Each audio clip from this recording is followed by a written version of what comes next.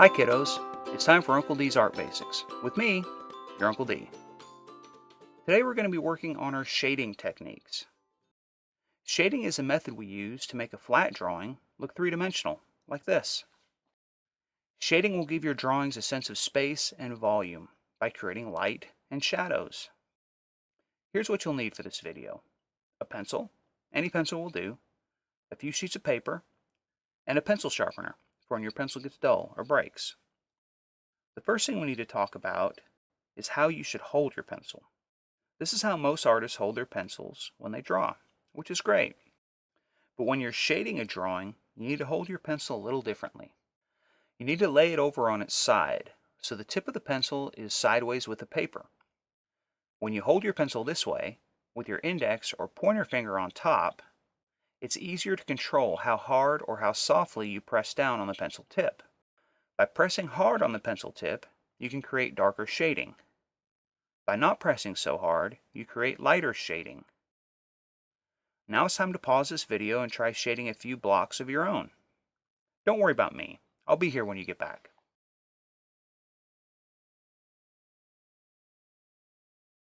Okay, now you know just how easy it is to shade boxes with different values. Now we're going to try something a little more challenging. This is called continuous tone shading. In this kind of shading, you go from dark to light without picking up your pencil. By pressing harder or softer on the tip of your pencil as you shade, you can control the fading of your shading. In technical terms, you control the values you create. So pause this video again and try a few shading fades of your own. Don't worry if you can't do it right off the bat. This takes practice, but you'll get it.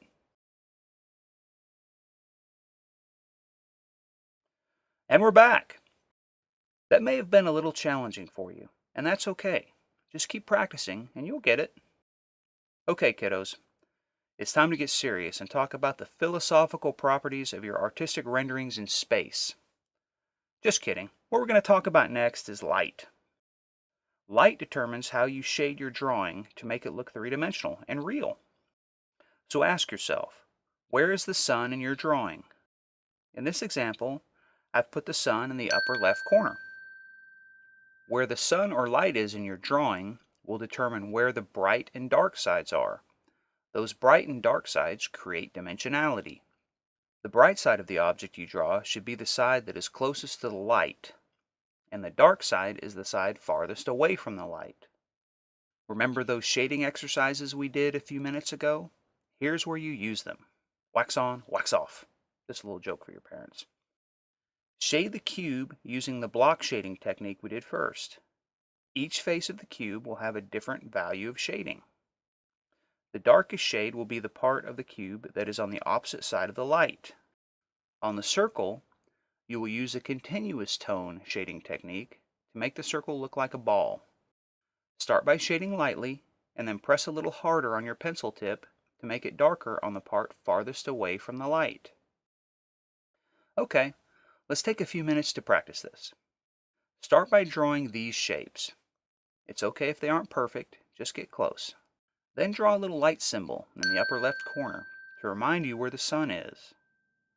Now, practice your shading, using the sun as your guide for where the bright and dark sides are in your drawing. I'll wait a few minutes while you practice. Great! Your drawing should look something like this. If it doesn't, that's okay. Just keep practicing. The most important thing to remember is where the light is as you draw. The light you create will determine everything. So far we've had the light in the upper left corner of our drawing. Good job on that, by the way. But what if the light is in the upper right corner? Then your drawing should look like this, with the bright side closest to the light and the dark side farthest from the light. Okay, but what if the light is directly overhead, like this? Then your drawing should look something like this, with the bright side on top, closest to the light, and the dark side on the bottom, farthest from the light. Okay, enough with the shapes. Let's draw something cool and use our new light tricks while we do it. Let's say we have an ice cream cone. Not bad, but it would look better with some light. Remember, The light determines where our bright and dark sides are. See, it looks much more delicious now. But wait, what about shadows? Shadows give your drawing a sense of place. And just like shading, shadows are determined by the placement of the light in your drawing. The shadow will be cast on the opposite side of the light, on the surface that your ice cream cone sits on. Let's look at that again. If the light is here, then the shadow is here. Pretty cool, right? But wait, there's a trick about how shadows work. You see, shadows are the darkest where the object touches the surface it sits on. So as the shadow gets further away from the place where the cone touches the surface, it will get lighter.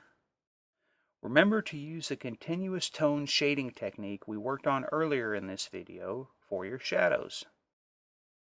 Remember how we talked about shadows giving your drawing a sense of place? That means if your ice cream cone is upright, it will look like this.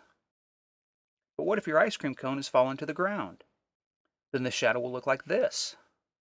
This is the exact same ice cream cone drawing, just different depending on the shadow you draw. But what would it look like if your ice cream cone is flying through the air? Disclaimer to parents. Uncle D's Art Basics does not encourage the hurling of objects, frozen, delicious, or otherwise, at older brothers, younger sisters, family members, pets, neighbors, or any human or inanimate objects, and cannot be held liable for such mischievous behavior. Member FDIC. Okay, back to the show. Maybe we should say, what if your ice cream cone is floating off the ground through mind control? What does the shadow look like? Well, remember, shadows are darkest where the object touches the ground. Since your ice cream cone isn't touching the ground, it should have a light shadow under it, but not connected to it, like this. All of a sudden, you've created a floating ice cream cone. How cool is that? Until you get distracted and your dessert falls to the ground. We've covered a lot in this video. So let's review. The most important thing to remember as you draw is where the light is in your drawing. That will determine where the shading and shadows go. If the light is on the left side, then the dark side and the shadows will go to the right.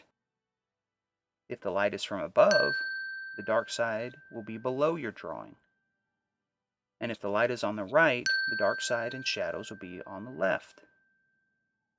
Next, if you have several things in your drawing, make sure all the shadows go in the same direction.